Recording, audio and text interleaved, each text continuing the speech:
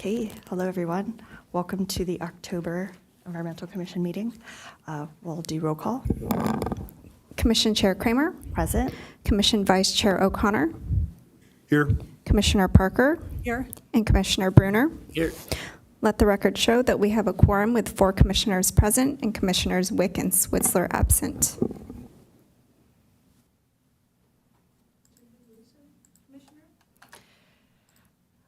I think we'll have an announcement about that after. And then, I'm sorry, I'm not seeing the agenda. Oh, here we go. Okay, so now we will do the Pledge of Allegiance. Would anyone like to lead us tonight? I'll do it. Okay, thanks.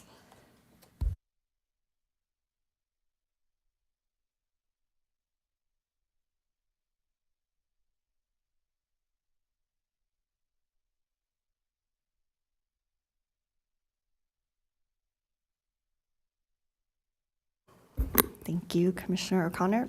Any changes to the agenda? No changes to the agenda. Okay, any oral communications? Yes, we have one speaker, Peggy Walker, regarding AB 455. Okay, thank you. Thank you. Good afternoon. I'm Peggy Walker, San Diego Alliance for Drug-Free Youth. You may know that we've worked very long and hard in tobacco nicotine prevention and education. So because of your work in smoke-free public places and other future projects, I wanted to call your attention to Assembly Bill 455. It was signed by the governor October 3rd. It supports cleaner living environments. I have a copy of a summary I'm going to give you, but it's pertinent because it requires sellers of single-family homes to disclose in writing if there has been any smoking or vaping on the property for sale, and directs the Department of Toxic Substances Control to update the homeowner's guide to environmental hazards to include, I'm reading so I get it right, to include the dangers of third-hand smoke, which is the toxic residue that clings to walls, furniture, carpet, curtains, surfaces, and it remains long after smoking stops. AB 455 highlights the fact that secondhand and third-hand smoke are serious health hazards, especially for children and especially toddlers and crawling babies who touch all those surfaces. I bring this forward because the city has discussed considering a smoke-free multi-unit housing ordinance. And AB 455, again, is for single-family homes. You must disclose when you're selling a single-family home if the home has been exposed to second or third-hand smoke. What we would really like to see is the same kind of disclosure in multi-unit housing, which, of course, for the most part, are rentals or leases. So I'm going to share a copy of the summary with you. I suggest that you might consider how this could be incorporated into your TRL or future projects that you're thinking about that are tobacco related. Thank you for your time and your work. Thank you.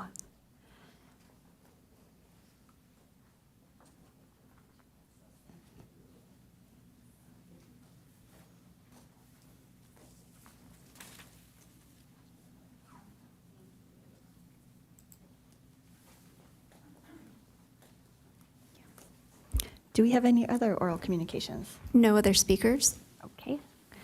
And looks like we have no presentations, so we can move on to the approval of minutes.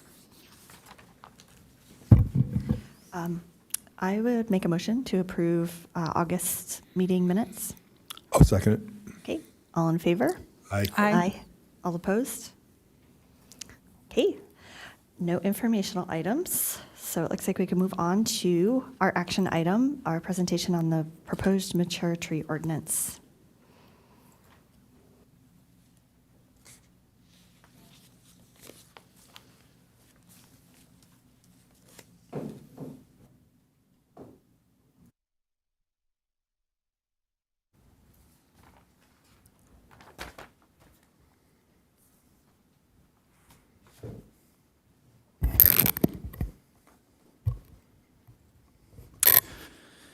Yes, good evening, Environmental Commission. I'm Evan Jednak, Senior Planner, here tonight to present the Mature Tree Ordinance.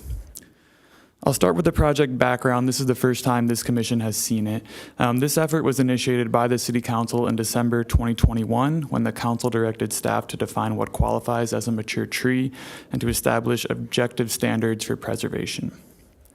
Staff conducted a community workshop in March 2023 for the public to learn about and provide feedback on the ordinance development. In June 2023, a joint study session between the Planning Commission and Urban Forest Advisory Committee, or UFAC, was held, and discussion topics focused on defining a mature tree, mitigation and replacement strategies, and applicability of the ordinance. In July 2024, or August, staff returned to the City Council to reconfirm their direction in consideration of feedback received during the outreach efforts. Once City Council direction was confirmed, staff worked with the City Arborist to finalize a draft ordinance. A public review and comment period was then conducted from January 30th to February 12th of this year, with interested parties receiving an email and a link to the draft ordinance. On February 20th of this year, the Planning Commission reviewed the project and recommended City Council approval with suggested revisions. And then a UFAC subcommittee was formed to work on their recommendations for the draft ordinance. And on August 28th, the UFAC reached consensus on its suggested recommendations to the City Council. Now, while most of the Planning Commission and UFAC suggested revisions have been incorporated into staff's draft ordinance, which is attachment 1 of the agenda report, several suggested revisions conflict with previous City Council direction and public feedback and were therefore not included. The UFAC suggested revisions are included as attachment 2 of the agenda report. So while the general plan, resource element, and climate action plan reference mature trees, the term is not currently defined in any city document, so defining a mature tree is necessary. The draft ordinance includes a definition shown here. Mature tree would mean any trunk with an 11-inch or greater trunk diameter, native tree species with a 9-inch or greater trunk diameter, and native scrub oak species with a 4-inch or greater trunk diameter. And the diameter is measured at standard height, which is 4.5 feet above the base of the tree. Certain trees are proposed to be exempt from the mature tree definition regardless of their size, which would include city-defined invasive trees, monocot or palm tree species, all fruit trees, and heritage trees because they are subject to their own separate regulations. A key consideration in determining which properties or development scenarios are subject to the ordinance. The draft ordinance would apply to the following properties: all public property and rights of way, private property subject to new development, including any new subdivisions, multifamily developments, and commercial or mixed-use development, and also any redevelopment of these private multifamily and commercial properties that would impact existing landscaping. Certain properties are also proposed to be exempt from the ordinance. Single-family properties on single lots would be exempt. This would include single-family properties with accessory dwelling units. All property located within a high or very high fire hazard severity zone would also be exempt. Additionally, all orchards, botanical gardens, nurseries, other professional growing operations would be exempt. The ordinance utilizes the mitigation hierarchy shown here for situations when mature trees are proposed to be removed. The primary intent of the ordinance is to preserve mature trees, so the first strategy is always to preserve the tree unless it's not practical or feasible. But if preservation isn't feasible, the next option is to replace the tree. Replacement scenarios and ratios are discussed in the next slide. Finally, if replacing the tree is altogether infeasible, there is an option for the applicant to pay an in lieu fee, and the fee would be based on the assessed tree valuation using the appraisal guide approved by the ISA, and the fee would go towards a new city tree preservation and planting fund. In mitigation scenarios where replacement is required, a 3-to-1 ratio is proposed for on-site replacement, and it decreases to 2-to-1 if you're replacing with natives to incentivize their use. The proposed ratio is 4-to-1 for off-site replacement, and likewise, this decreases to 3-to-1 when using natives. Replacement trees must be subject to the ordinance, so no exempt species are allowed as replacements. And it's specified that on-site replacement must be considered before off-site. If off-site replacement is necessary, the ordinance states that nearby public rights-of-way first be considered, then nearby parks, then other nearby public properties. If there's no nearby replacement options available, the next option would be to consider public locations further from the project site. Enforcement of the ordinance would be the responsibility of code enforcement staff in conjunction with the city arborist. Code enforcement would work with the arborist to determine if a mature tree was removed without prior authorization and if the regulations in the ordinance were followed. And to reiterate, enforcement would be limited only to properties subject to the ordinance. So in conclusion, staff recommends for the Environmental Commission to recommend that the City Council adopt a mature tree ordinance.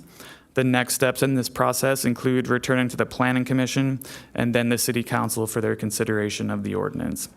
This concludes the staff presentation. I'm available for questions. The UFAC chair is also in attendance and can answer any questions regarding attachment 2. Thank you, Evan. Maria, what order should we go in? Should we have a speaker or should we do Q&A with Evan? You know, I have some specific questions for Evan. Can we? Is that the order of things? Okay, go ahead. There's a couple of issues that I have that are, if I look on attachment 1E, the very last sentence of E. So that's definitions. So the definition as private development site means private property where development is proposed, comma, underway, comma, or previously occurred, comma, inclusive of the entire area within contiguous exterior property lines of all parcels and lots associated with the development.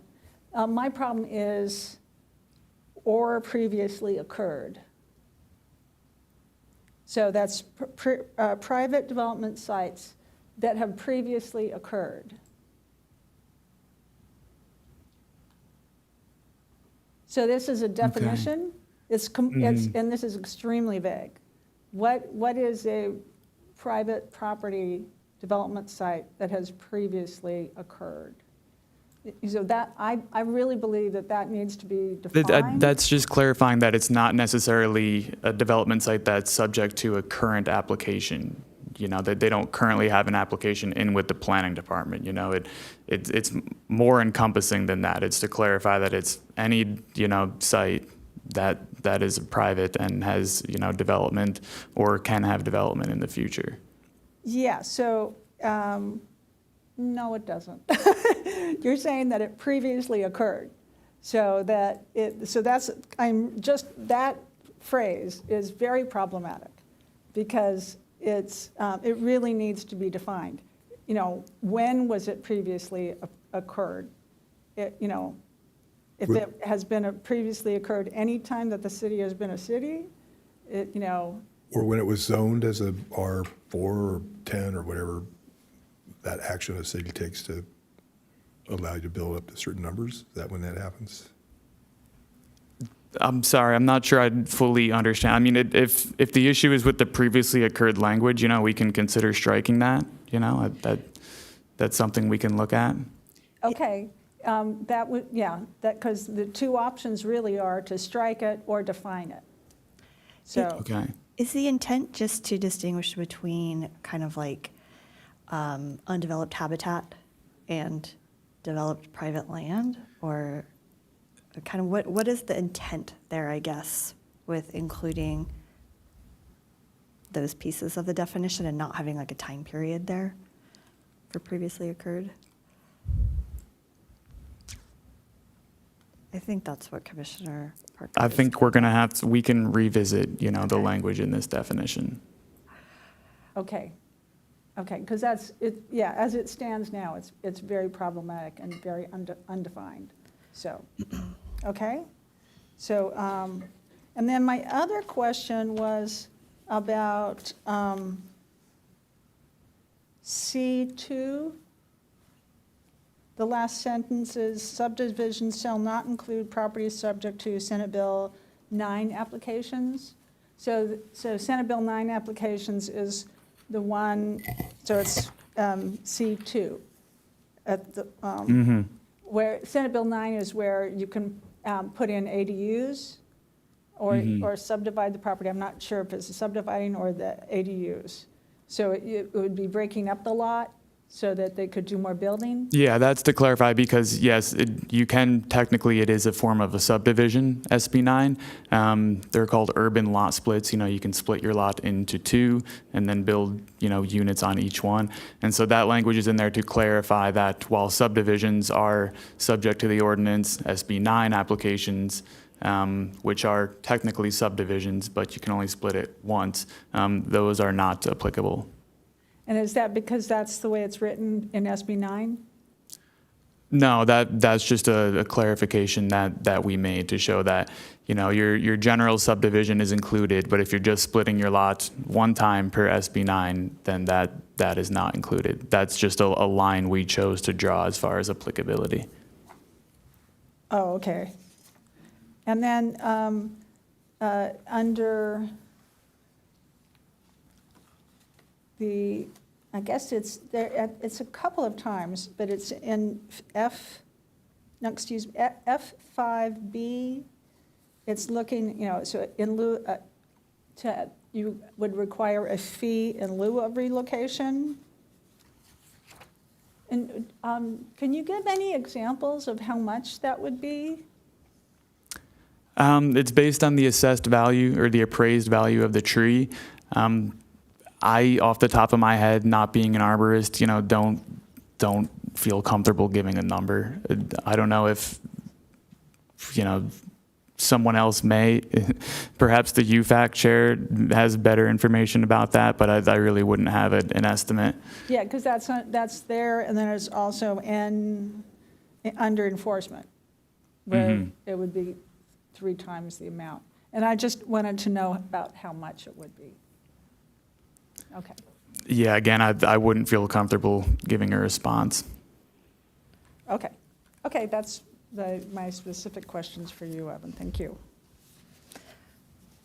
I had a kind of broader question about the changes that were made between the latest UFAC draft and this new draft that we're presented with. It seems like a major piece of the kind of preventative part of it has been taken out. The kind of like 2-year window where a property owner can't apply for a permit within 2 years after removing their mature trees. That was intended to actually prevent the clearing of mature trees before new development. If like, for example, if it's single family and they're going to convert it to multifamily, or if it's commercial. So that I had heard back from some city council members that they were concerned that this ordinance didn't have enough teeth.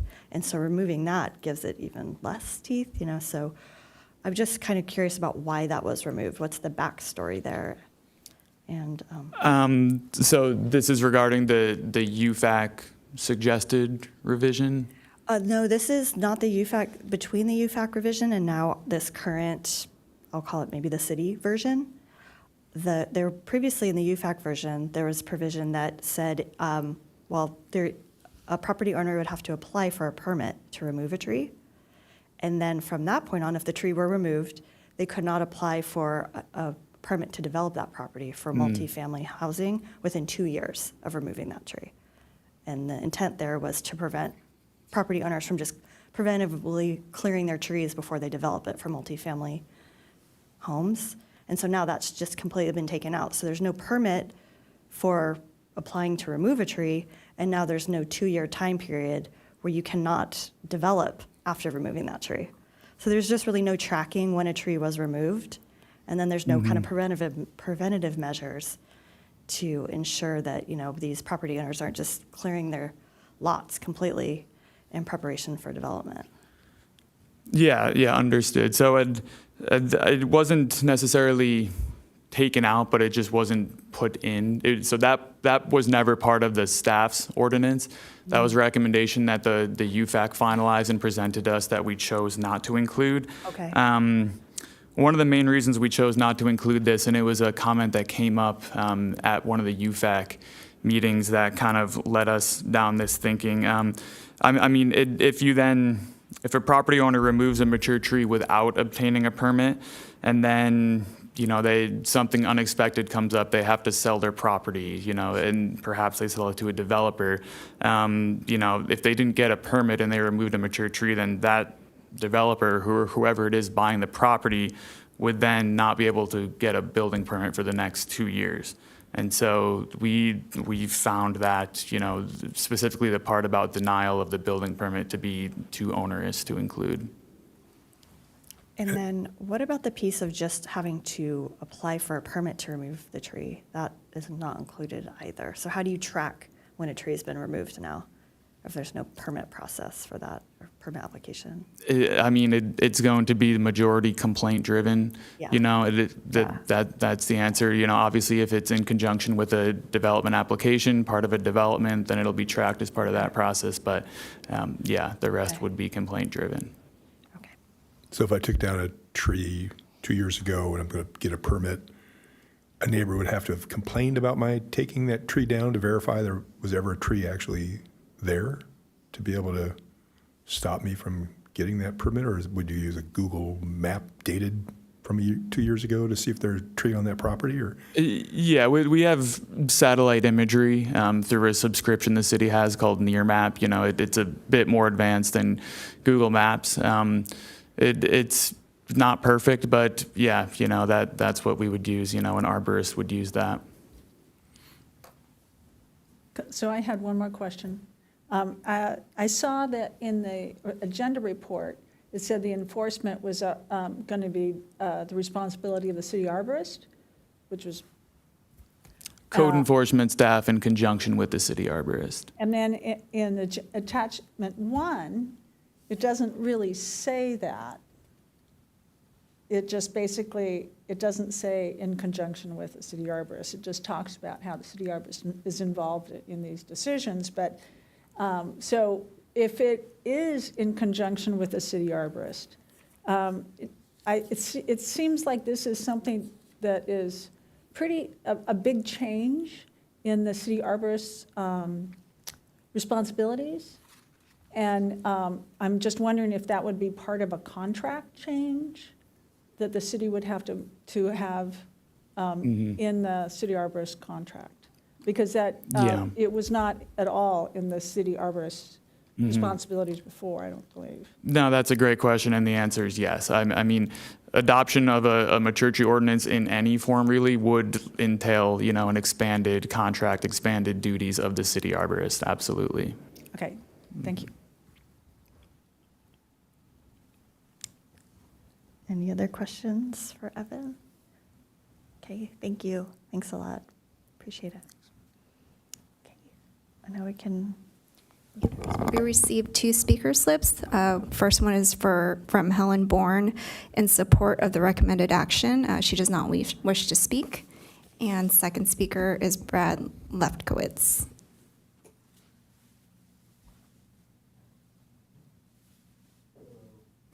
Are we on? Brad Lefkowitz, I'm the chair of UFAC. I wanted to kind of give some broad strokes of how we got here and then just make myself available for questions as you guys get into this here.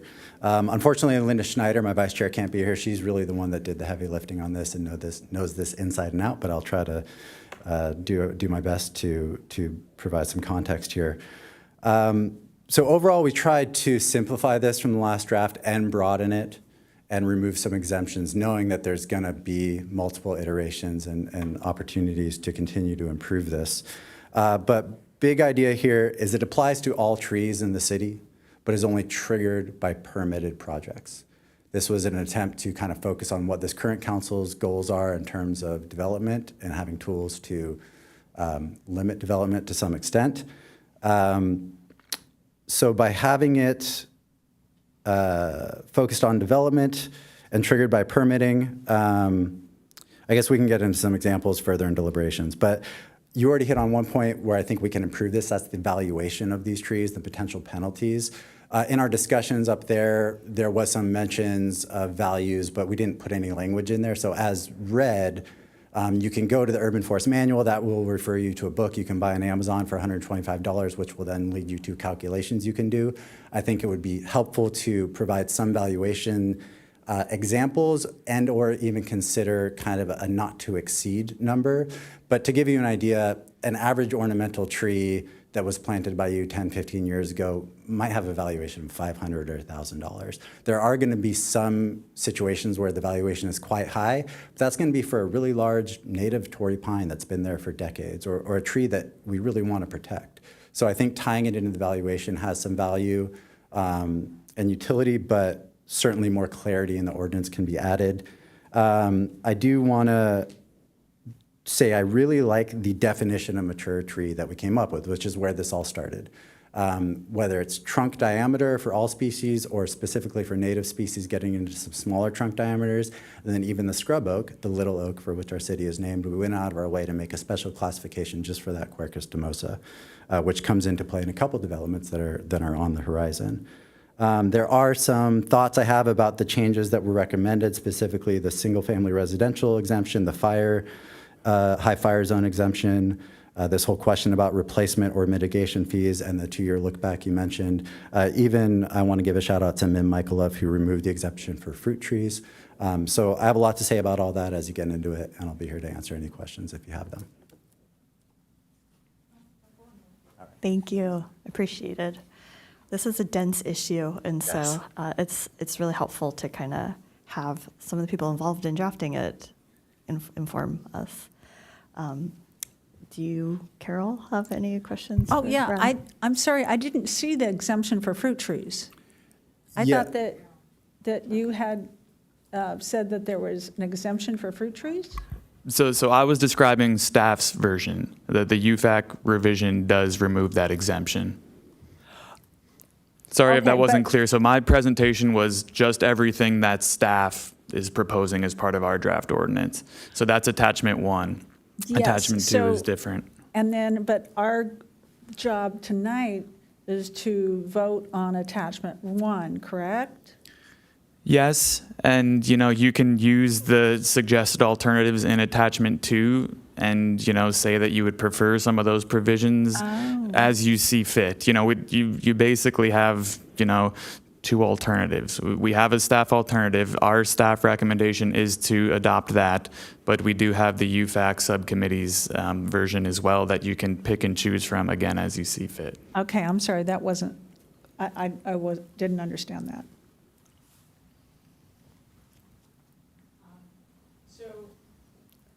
The UFAC does not have that point of previously occurred development. That was removed. I think ours is actually in there, but it's not. Okay, great. We removed it for the same concerns. Yeah. Certainly, as a volunteer committee, we did our best to narrow this down. Yeah. But that's a great example of where we need some help from professional staff with the language and how to appropriately define the properties in play. Yeah, I would like to hear your thoughts just on that 2-year look back and kind of the permitting process of obtaining a permit for cutting a tree down. Yeah. So the 2-year look back, in my opinion, is really important. Specifically, I think where everyone's main focus here is on an undeveloped piece of land where a commercial or large developer comes in and just clears all the trees on day 1 to make sure that they don't have any issues here. And that 2-year look back, some argued it should be longer. And we have the tools to go back and make sure that no one is trying to skirt the ordinance. So I personally feel that's a really important piece of it. In terms of the concern that was shared by one member of the public about single-family residential, we received a lot of feedback. This particular complaint of this scenario that Evan laid out was only brought forth by one person. Yes, that is a possible scenario. You take down a mature tree that was causing a problem, something comes up in your life where you have to sell the property, and that will show up, if this ordinance were to become law, that could potentially show up in the sales process where, the real estate agent or someone would have to do their due diligence to say, hey, there was a tree on this property less than 2 years ago, and that might create a problem for you if you're going on to develop this property. Again, if you think about the valuation process, the penalty for that, kind of where we came to on this was that the average penalty, and again, that's too vague and somewhere we could use improvement, but let's say it's a $1,000, $2,000 tree, and we're penalizing you 3 times the valuation of the tree, plus I think we included the arborist fees or whatever fees are included in getting that valuation, call it a $5,000 penalty. If you're buying a $1 or $2 or $3 million property, our feeling was that that was not a deterrence that was going to prevent you from being able to sell your house or be such a large problem. But again, if it was a larger valuation, it's because that was a huge Torrey pine or coastal live oak or something that we really don't want you to remove, which is why we're doing this ordinance in the first place. Thank you, that's helpful. So right now, there's only a permitting process for street trees, or trees that are within the right-of-way, like the city easement along streets. Permitting for removal? Yes. Correct.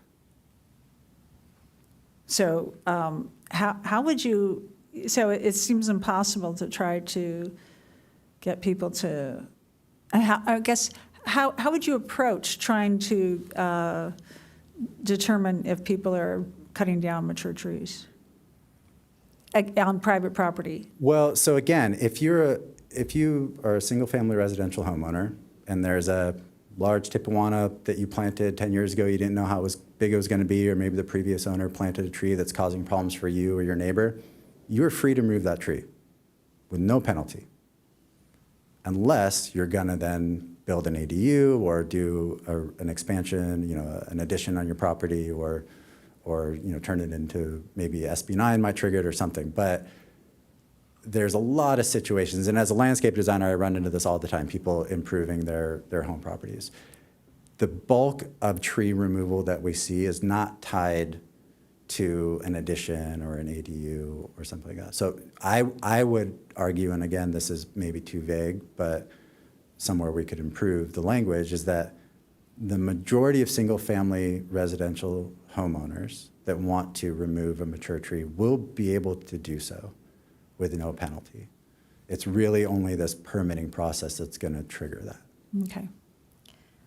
And just so I understand, in the most recent UFAC version, was there a provision in there where a single-family homeowner, single-family property owner, would still have to apply for a permit to remove a mature tree, just to have that on the record that the tree was removed? Otherwise, how would you, if you used a 2-year look back, how would you know a tree was removed less than 2 years prior? I thought that there was something in there, but there's so many different versions. I don't have it memorized well enough to answer that Okay. specifically. I don't think so. Again, the 2-year look back is about that satellite data that we have, Oh, it's a satellite-based, okay, which is pretty reliable as far as I. okay. And then there was discussion, okay, well, there's only, how can you tell what kind of tree it was or something? There's, perhaps there's a stump left over, perhaps there's pictures from somewhere. There are arborists that specialize in detective work, if we were to come to that can pick up some clues of what kind of tree, whether there's maybe the stump is left, you can measure the diameter of the stump. But we did discuss that there are some options to figure out what kind of tree it was. Okay, thanks. And you know what, actually, if I could, on that note, so the staff revision, J3, section J3, actually does say mature trees shall be considered to have been removed and subject to replacement if removed within the 2-year period prior to submittal of a development application. So, I mean, it's essentially the same idea, that we still have, and we always had included the 2-year look-back period. Just the difference is that there's no building permit involved. There's no tree removal permit that you would need to get. It would Okay. be strictly, complaint-based. As I understand, both versions would use satellite imagery, but then again, our version would not include the provision about denial of a building permit. Right, that's just the big clincher right there. It's just the penalty is that you have to pay or replace, and if you can't replace, then pay. But you're not subject to denial of a permit within that 2-year window. Okay. Correct. Yeah. Okay, so there was never a provision in there where you had to apply for a permit. to remove a mature tree. Not in staff's version. So we had specifically designed it to avoid the need for a brand new permit type, Okay. to, lessen the burden on property owners as well as city staff. Okay. Yeah. And just out of curiosity, Evan, do you have kind of like general recollection of just from the community feedback, comparison of responses in favor of kind of having this 2-year look back versus opposed? Did you hear people in favor of it? I don't think we heard anyone specifically that was in opposition of the 2-year look back period. Okay. Most of the opposition we heard was about the applicability of single family properties versus limiting it to, Okay. just commercial and multifamily. So the 2-year look back was not removed due to community feedback. That was just city staff kind of determination that would be too onerous or prevent development, or kind of what was just, I'd like to understand. Well, again, so the we rationale. we still have the 2-year look back, but it's just not associated to Yeah. a permit. Okay, so I'm just curious about the rationale for removing that permit denial period in particular. What was the thinking there? I think it was just as I stated earlier, I know it was one person who brought up that point, but, we discussed that point, ad nauseum and determined that, that is a good point, that if you unexpectedly have to sell your property and a developer or whoever is buying it, that, for them to then be limited what they can do, that potentially lessens the sale value. We felt that was Okay. too onerous. Okay, thanks. Okay. Any other questions? Thank you so much, appreciate it. Okay, so now I think our task is to decide what our recommendation is.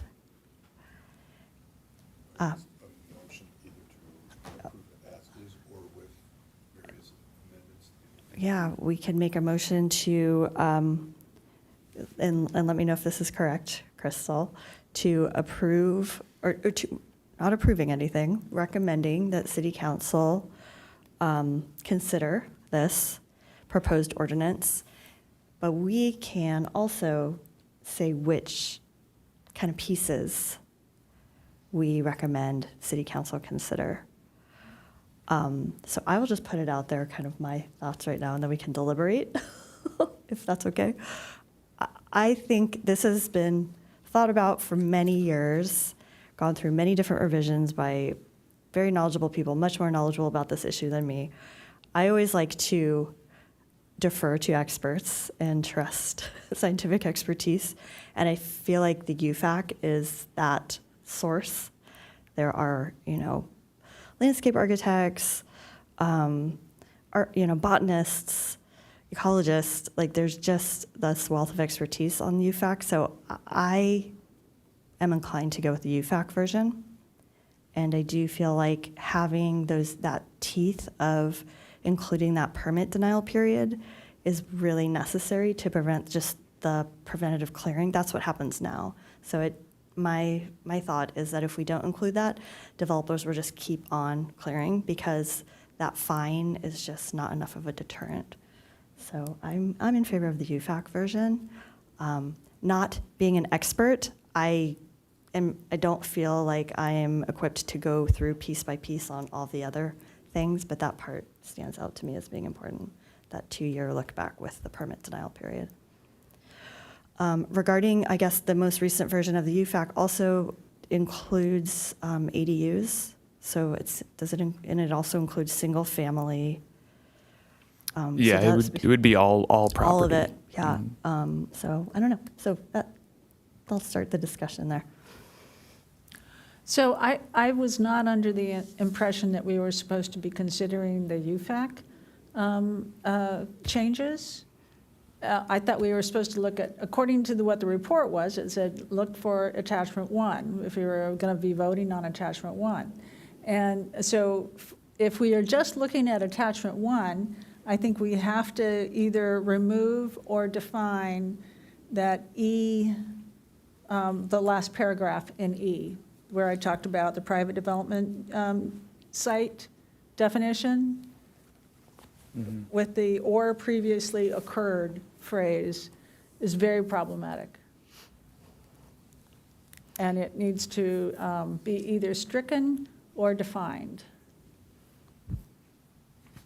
So just to clarify, Carol, are you in favor of going with the city staff version? Because we do have the option of looking at the UFAC version too. We were told that. Yeah, so, well. Do you have a version that you know? Yeah, so in my preparation for tonight, I wasn't prepared for that. And so it was nice to see what the UFAC did. And I liked that they had removed that part. And, you know, I actually think a permit for removing a tree, for getting a permit for removing a mature tree 2 years before you're putting in a development plan is coming out of left field. It's like, how do you know, how can you know? So that I don't see how you could be penalized for something that is not known. And I actually like the look back, and I didn't know you had that ability to do that look back with your satellite photo. I think that's very cool. I like that. But having a permit, I think that onerous is not the right word. I really like the idea of trying to disincentivize people cutting down trees. I think that's the purpose of this, and I would like to do that as much as possible. But it seems like you're going to be I think it's a really difficult thing because you're hitting people after the fact. That, you know, if they hadn't thought about it ahead of time, you know, and so I think that's a very difficult thing to do. Yeah, that brings up a question for Evan, possibly might know the answer. Is there any consideration for like education and outreach? Like, would homeowners know about this? Like, hey, you know, if you are thinking of developing this property, you know, this could happen if you cut down, you know, otherwise people might be caught by surprise. Mm-hmm. I mean, I would say no, as that wasn't part of the staff's proposal, but, you know, if that does, moving forward, if that's in there, then I think that is a great idea, that it would have to be, you know, education portion. I don't know if that's something that would necessarily be codified as part of this municipal code amendment, but yeah, surely there could be work done on the side. Okay. In the scenario we've discussed of if you need to sell your house unexpectedly and you've cut down that tree within the 2 years, would the person buying the new property be the person paying or the person selling? Yeah, it would run with the land. So the person buying the property, you know, now takes on all of whatever the burden is. Okay. Yeah. Mm-hmm. Okay.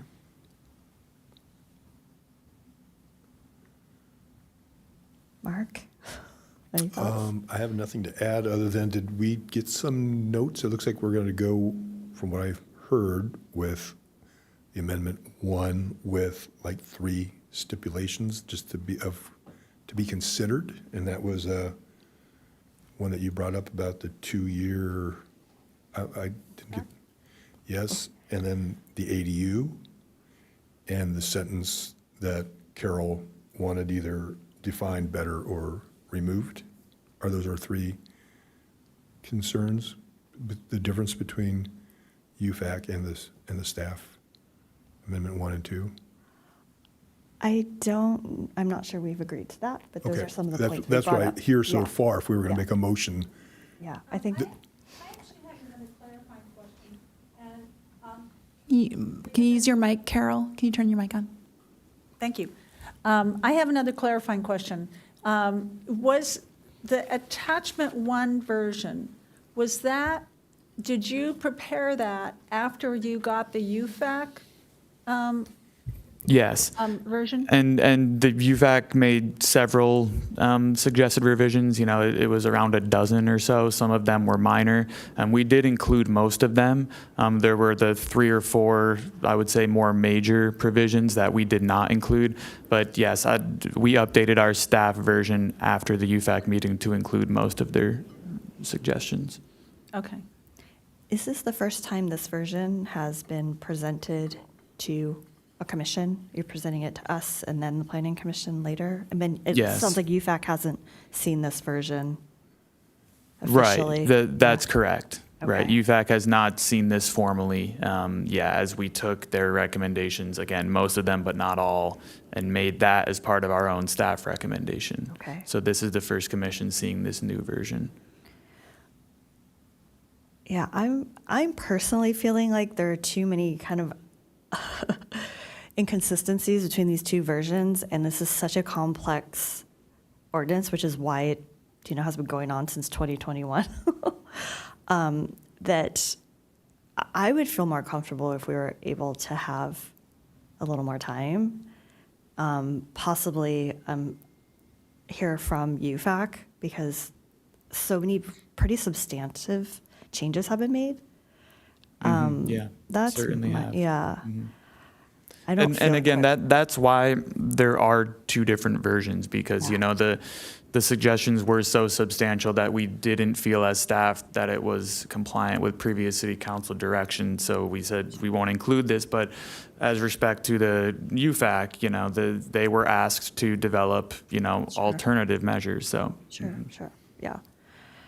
We were just presented with this on Monday, and so we didn't even know this was on our agenda, so we just haven't had much time to digest this, and it's just complex. So I'm not sure what our options are here, whether to, right? Are you feeling that?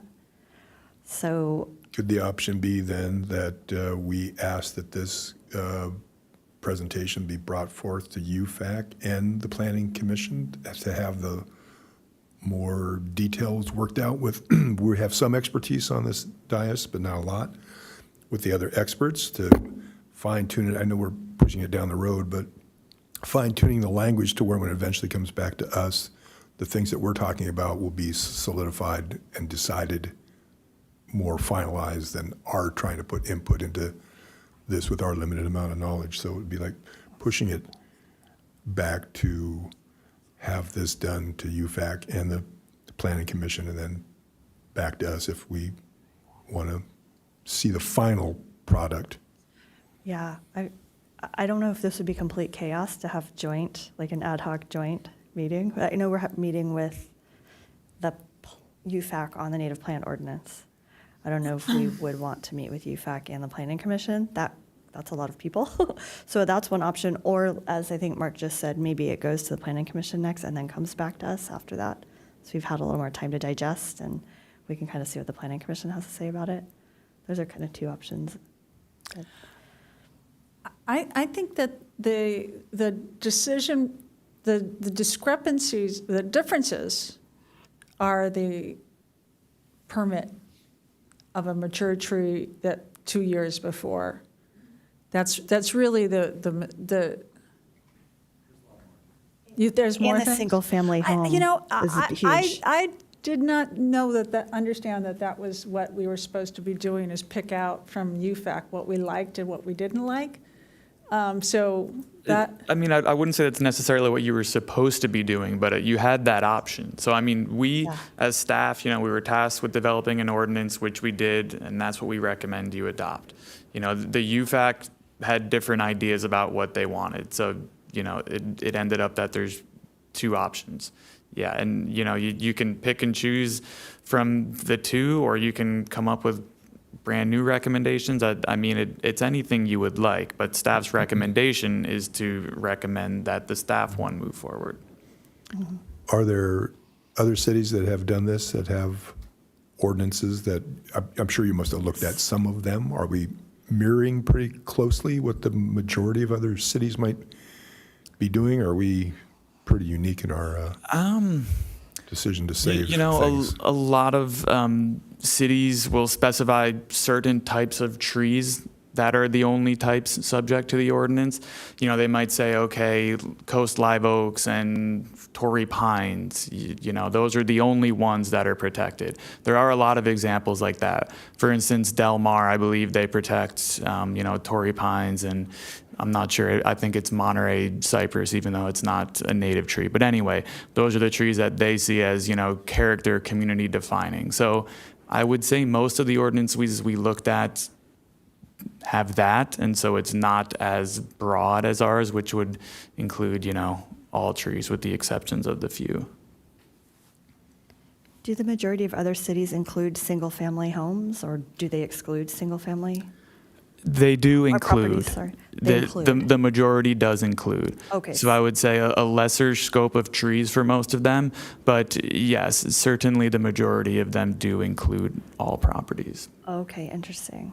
And do any of them have that kind of permitting restriction, like look-back period with the permitting restriction? That I'm not certain about. I'm not sure of any in particular. Yes, Yeah. please. Yeah, I would like to hear Brad's recollection on that. Yeah, so Linda did a real deep dive into other cities' ordinances here and picked and choose. There's not one way to do this, and a lot of cities have done it differently. There's certainly most commonly, like Thousand Oaks protects all oaks, Quercus, anything. Del Mar was an example. Linda kind of picked and chose different elements that she saw from other cities, as well as things from the first draft, as well as some ideas of her own. And yeah, in terms of where to go from here, we spent 3 meetings going through this. It is dense, and it's hard, and it's complicated, and it's also really important.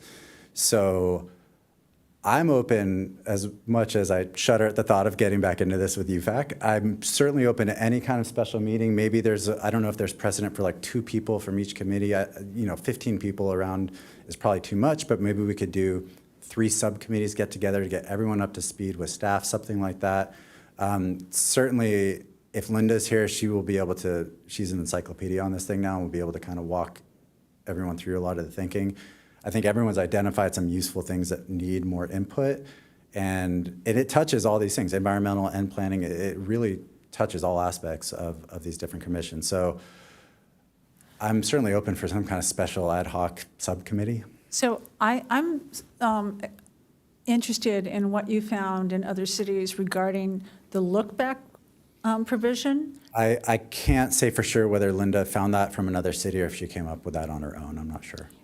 And what about, and then would it be the same answer for the permit for a tree a mature tree that's being cut down 2 years before? Yeah, I can't speak to that for her at the moment. Yeah, I'm interested in seeing what other I mean, cities are. certainly the look back came from what we interpret this council's goal to be of limiting development. Yeah. And I really applaud that. I think that's actually really important because I've seen huge trees being cut down Yeah. prior to development. So. And then, not to drag us too far off, but the fire exemption, we have a lot to say about as well. Yeah, could you respond to that question? Yeah, so, and we are plant people on UFAC. Fire safety, obviously a huge concern, and some people consider it common sense that removing vegetation, removing trees makes things more fire safe. I am of the mind, and many of us on UFAC are of the mind, that that's not true, particularly if you think about wind-driven fire events. Large trees are windbreaks and referred to as ember catchers. It's complicated because it's a case-by-case basis. There's some trees that are particularly dangerous, but for the most part, it's not about species. It's about a well-cared-for, well-hydrated tree, well-hydrated plant life, well-maintained plant life is of great value in a fire situation, particularly a wind-driven fire situation. So there's a number of us on UFAC that kind of shudder at the thought that, oh, well, high fire zone, just clear it all out. Because there's studies that show, Palisades and other places where a house is burned down and the plant life is singed on the house side. So it was the house that was burning that singed this plant life, but the tree itself is there, the plant life itself is there. So that one, I particularly have some strong feelings about, and that's something we're going to get into with UFAC in the future. But again, it's every aspect of this is complicated and worth a whole hour's worth of conversation. So it's tough. And there's also a need to move this forward. There are developments coming. We want this in place. So it was this balance of, I was trying to push us forward to get there, but then there's always this opportunity to be like, well, we could bring more people in and talk about it. So I have a question for you and Evan about the state legislation about the Zone 0 that is going to require that there's no vegetation within the first 5 feet of houses. This is going to be a lot of mature trees. there are some exemptions within that for specific trees and a way they're maintained away Oh, from the really? house. Yeah. I don't have it memorized, but Yeah, I'm there- sure it's going to be changing, but that could change a lot. Yeah, but even, not just, trees up close to the house, certainly if there's branches up in the eaves, that's a problem. But if you think about trees on the outskirts of a property, particularly a large property, those are really valuable in fire protection. But if they're in a high fire zone and we're saying, oh, they're exempt, then there's no incentive to keep them. Okay, so then the difference between the UFAC version and attachment 1's version, the staff version, is the, while high fire danger, the permitting process of mature trees 2 years before development, and are there, The single-family residential exemption, and then also this question of the replacement trees. We opted for not, the original draft was 4 replacement trees or 3 if they're native, or 3 and 2, whatever. It's actually not very easy to find places to do these replacement trees, so we opted for just fees instead of this replacement trees. Also of note, on new developments, there are tree requirements to plant new trees if you're doing a development. So we thought it was simpler to just funnel money into tree care rather than put the burden on the city or the developer to find places to plant trees, because that's actually harder than you think it would be. I actually disagree on that point, so, but the others, and then I'm not sure about the permitting process, that cutting down a mature tree, that needs some education before. Yeah, that's certainly, I think, beyond our expertise as UFAC volunteers, but something, the permitting process, I would lean more on staff for how to make that. Yeah, so the staff Efficient, yeah. nix that in their expertise, right?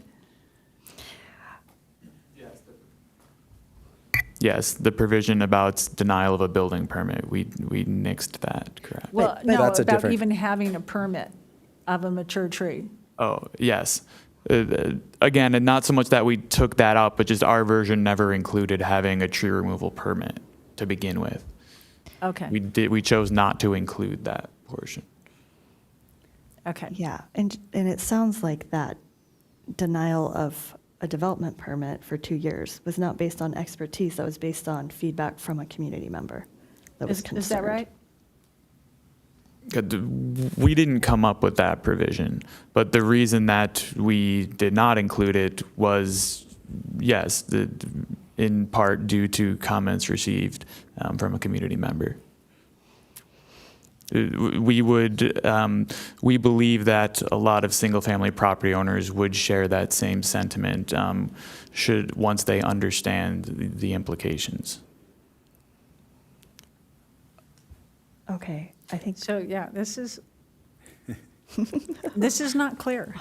okay, I will put forth a couple recommendations. Thank you so much, Brad. That's really helpful. My personal view is either we recommend city council look at the UFAC draft and consider that,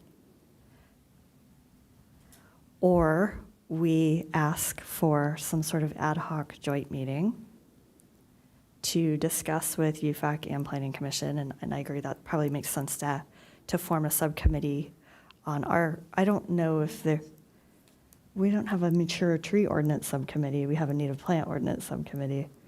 But anyways, some subset of the Environmental Commission, meet with some subset of UFAC and the Planning Commission. Or this just proceeds onto the Planning Commission, maybe we can, some of us either attend or view that deliberation and get more informed in that, and then see what the planning commission has to say, and then it comes to us at the end to give us some more time to educate ourselves. So those are the three options I would recommend. I would suggest that having a 3-commission joint meeting is probably a little too much. Okay. But having the Environmental Commission and UFAC have a joint meeting, Okay. I think that would be reasonable, and there would be, not too many of you to have a constructive dialogue, and for you to better understand what their perspective of their version. Sure. I would suggest that happens before going to Planning Commission. Okay. And then Planning Commission can have the feedback from that resulting meeting to consider in their decision and recommendation to council.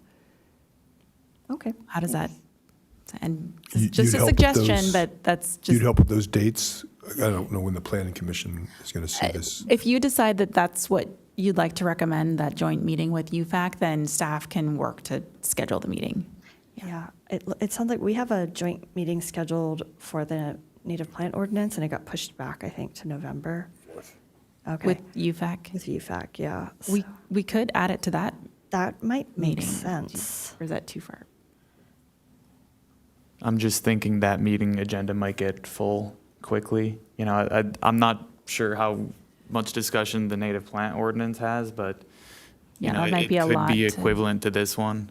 What do you think, Brad? Okay. Yeah, you might get exhausted.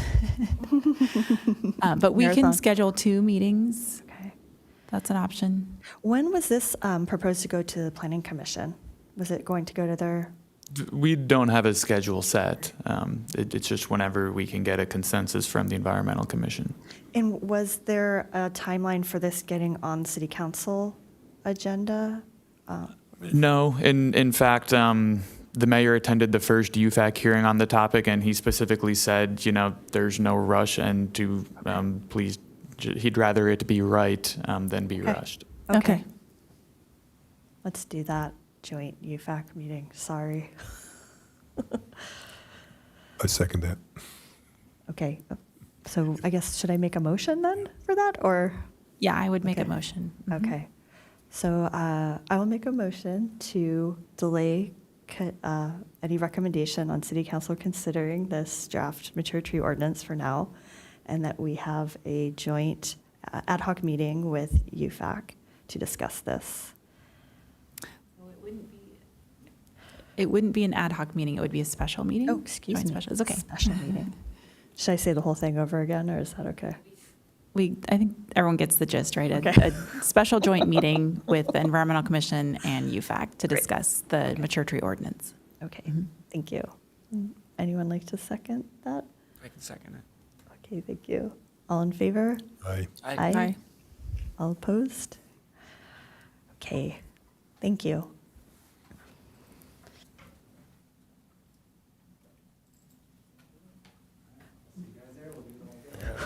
See you soon. Okay, so moving on. Now we have the update of our work plan and commissioning calendar. Thank you, Evan.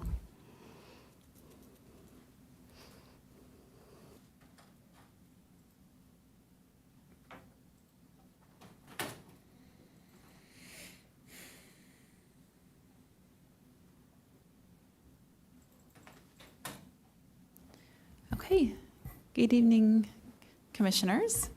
So, as usual, tonight is the overview of your work plan and the latest updates for the month of October 2025. And I will just go over the projects that have related updates to provide. So, for your project number 1, which is the commission outreach and representation, I will share that the Sustainability Division hosted an informational booth at the Encinitas Oktoberfest on October. Oh, yep, sorry about that. Thank you. Okay. The Sustainability Division was at the Encinitas Oktoberfest on September 28th. I would imagine some of you may have been there as well. But there was some representation there relating to the environment and sustainability. And then, On 2, can I just make that mention of the thing that's happening with awards or not? The email that we got from the Arts Commission. oh yeah, if you want to I talk was just going about to say, that. we on the environmental awards, we received, I think the chair and myself from the Arts Commission was hoping to do something that they originally wanted to do when the awards were first put in. Instead of going to a trophy shop and buying a very beautiful award, the Arts Commission has artists that might make awards for each category, and then the funding that is allotted for the purchase of awards through the trophy company would be divided up to the artists to help pay for the materials and stuff that makes those. So it's going to be put into the with Commissioner Parker and Switzler to take a look at that, if that's a viable option for us, if not this year, in future years. Sounds pretty cool. Yeah, I talked to Crystal about it, and Crystal was going to talk to the liaison for the Arts Commission about it. And if the Arts Commission wants to come up with that, I don't know if it's too late for this next year, but that's a possibility. Thanks. Thank you both. Okay, the next update would be in your project number 3, which is the native plant policy. So here, a joint public hearing with the Environmental Commission and UFAC has been scheduled for November 4th, and that will be to discuss the native plant ordinance, the draft ordinance, as it's been developed so far. Then the ordinance will go to Planning Commission and then City Council for approval.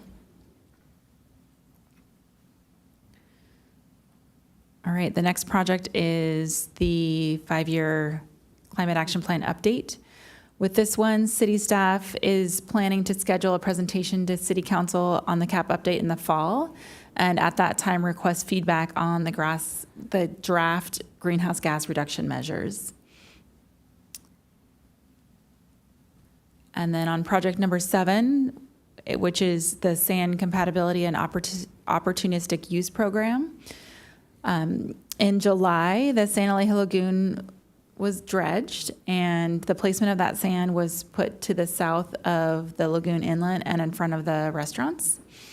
And then the mouth of the lagoon was dredged in August, and that sand was placed on the westerly side of the Cardiff Living shoreline.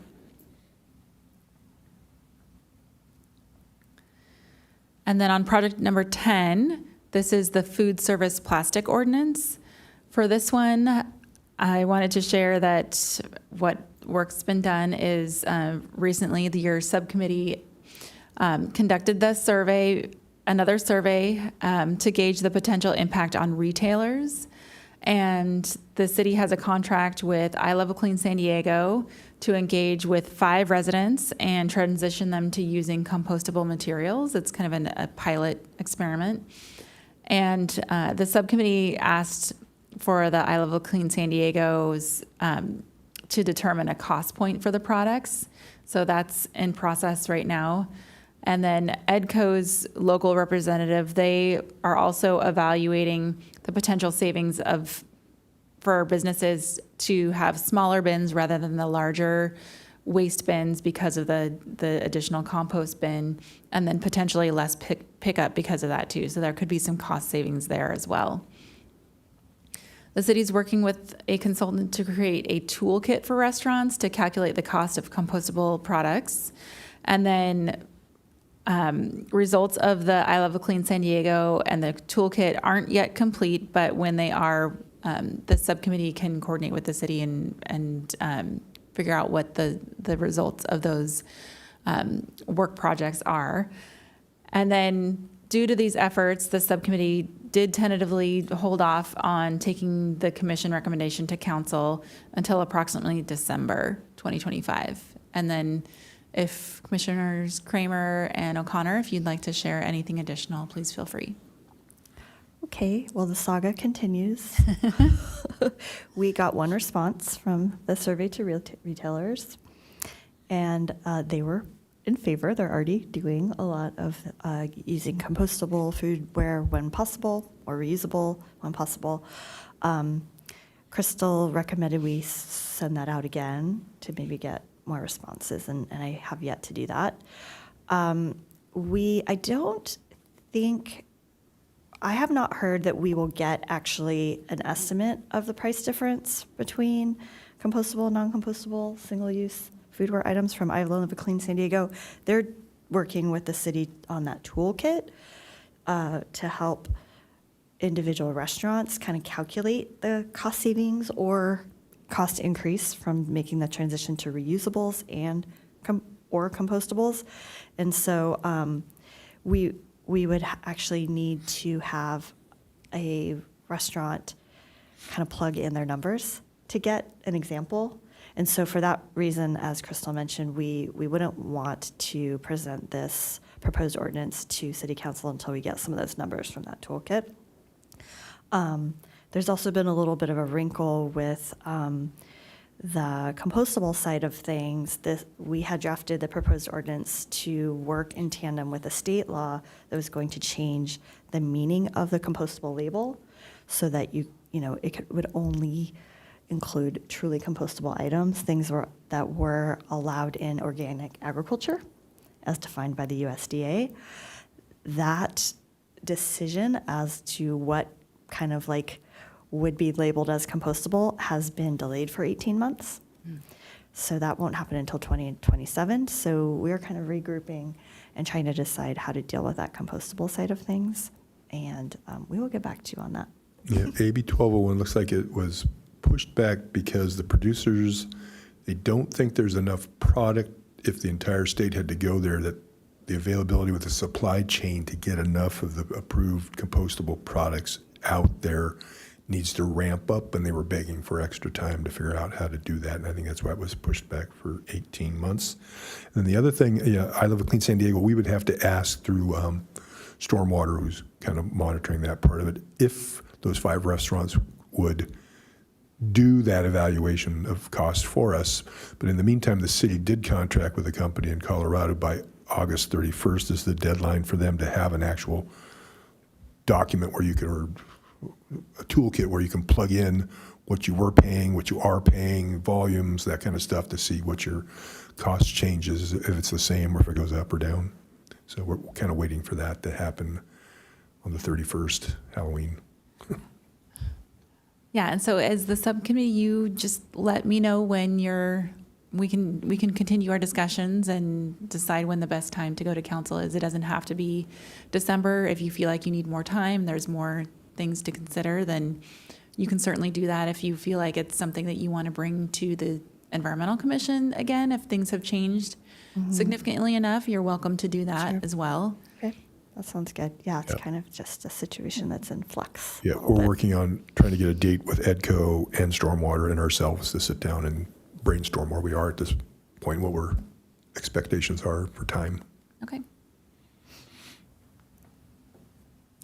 Okay, so I'll move to the last update, which is for project number 12, which is the environmentally preferable purchasing and contracting policy. So it's similar update to before, but staff is in the process of working internally to improve policy implementation, and we're not ready yet, but we do plan to discuss the progress and options with the subcommittee at some point in the next couple months.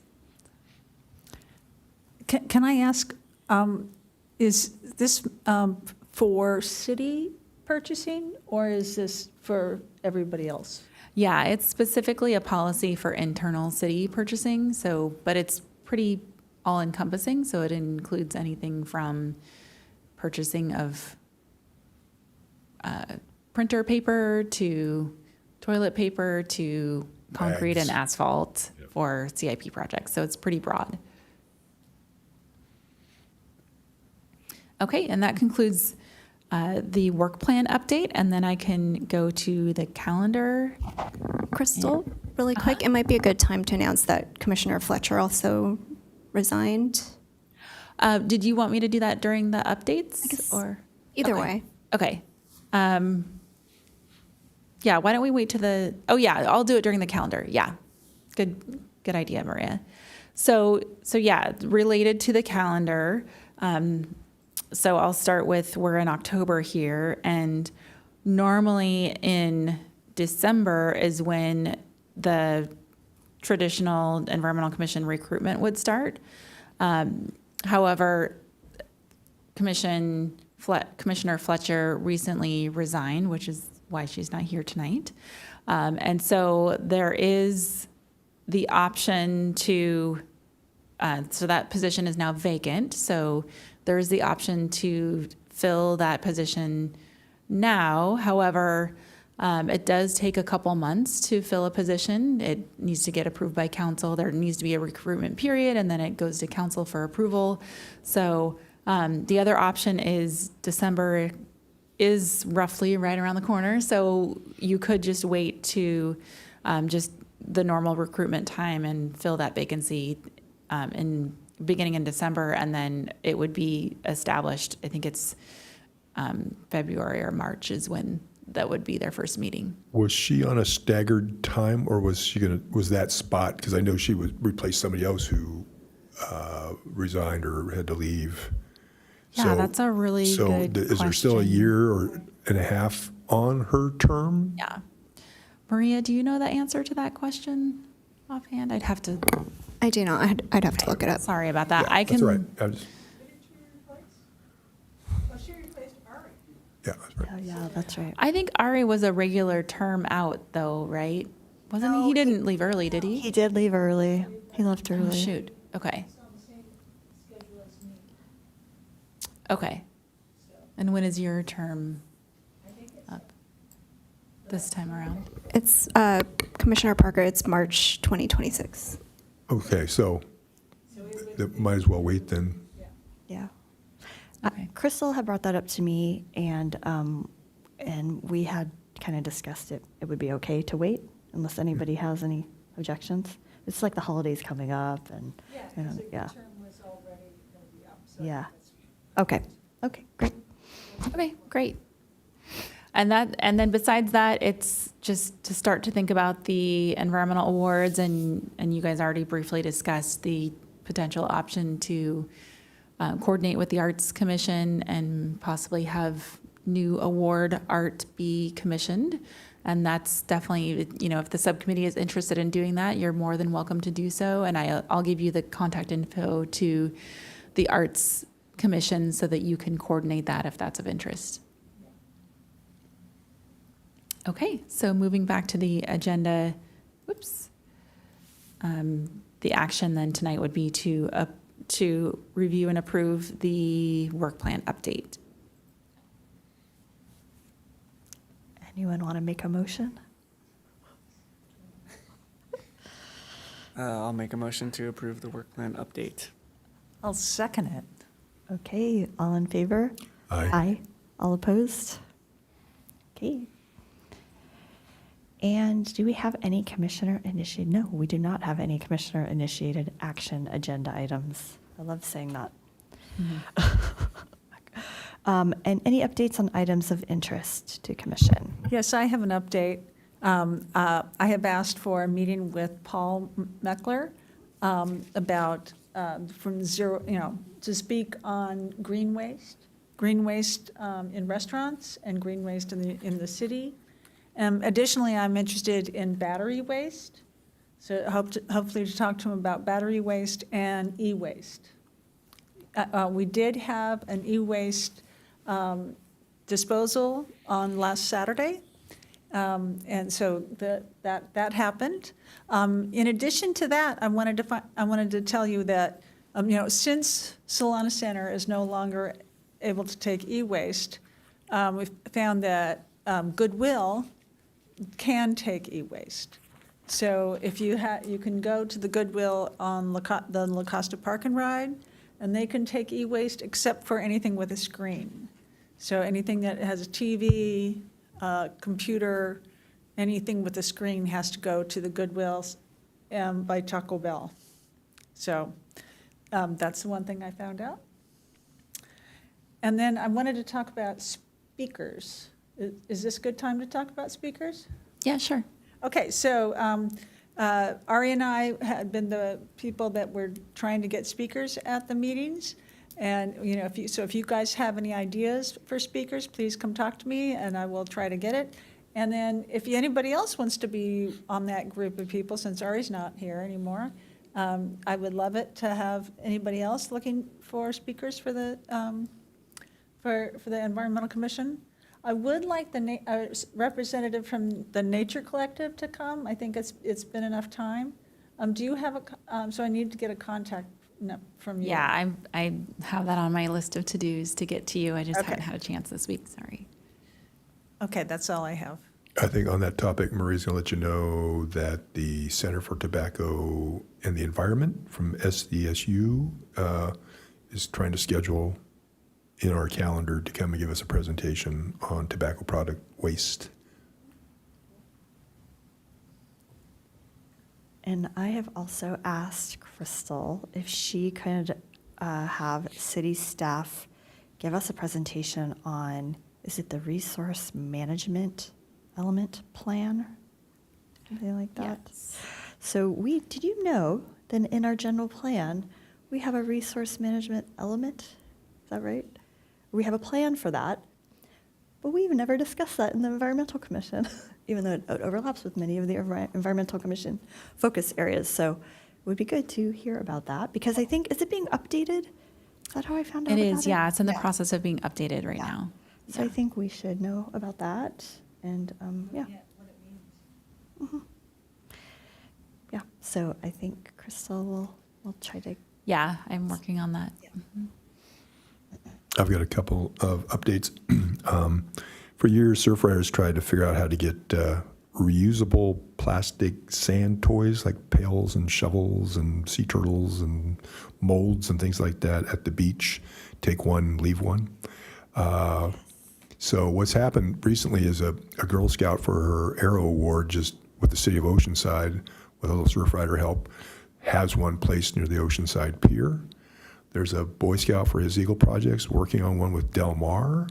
And while we were looking at that, this nonprofit, the Sand Toy Recycle Project, which is local, does this. They have funding for the boxes, for the toys, they do their beach cleanups, and everything they find they put in there. And so I'm working with Ross Rare out of Park and Rec, and we're meeting on the 16th with city Park and Rec staff to see if that's something that this nonprofit can put at Moonlight Beach. Yeah. And then speaking of Moonlight Beach, the beach cleanup is not this weekend, but the weekend of the 18th. And that's from 9 to 11 at Moonlight Beach. Come down and you can pick up debris. And on that same weekend at 8:30, Street Stewards, which is we had that presentation in which most of us like the concept of picking up debris on our roadways, is meeting down by Seaside Market, parking on the west side of San Alejo, and meeting there and going to clean up streets in Cardiff. And that's at 8:30, that same Saturday, the 18th. Everyone's welcome. any other I have a couple updates. if announcements? that's Okay, great. If you guys are all finished, any other? Okay. So I already mentioned Commissioner Fletcher's resignation. I also wanted to mention that, so city staff manages a Green Business Network program, and we recently had a new business get recognized. It's actually the Encinitas Library just recently was certified. So yeah, so we're gonna hold their green ribbon cutting on November 6th at 10 a.m. So I wanted to invite the Environmental Commission to that if you're interested. And then I also wanted to mention that there is one opening on San Diego Community Power's Community Advisory Committee. And this is specifically for the Encinitas resident seat. So I wanted to share that with this commission, and if either you yourselves or if you know of any others who might be interested in serving on that committee, then please go on their website, and there's information about how to apply, or you can reach out to me and I can help you with that. But I wanted to If I mention. can add, I think I looked into that, and I think their meetings are the same Thursday at 5:30 are as they? ours, Oh, because shoot. there Okay. was a group, seeing if any of us were interested maybe in taking that seat, Okay. and I believe we couldn't unless Oh, we that's a time bummer. off the board or, Okay. yeah. That's a really good point. I didn't realize that. I believe so. I'd have I to can look double check. into that. I don't know if there's a possibility of changing the meeting date. Ours are tough to move as well because of planning commission and other meetings, but I could look into that. If there was really an interest from one of you guys to serve on that, I could look into it.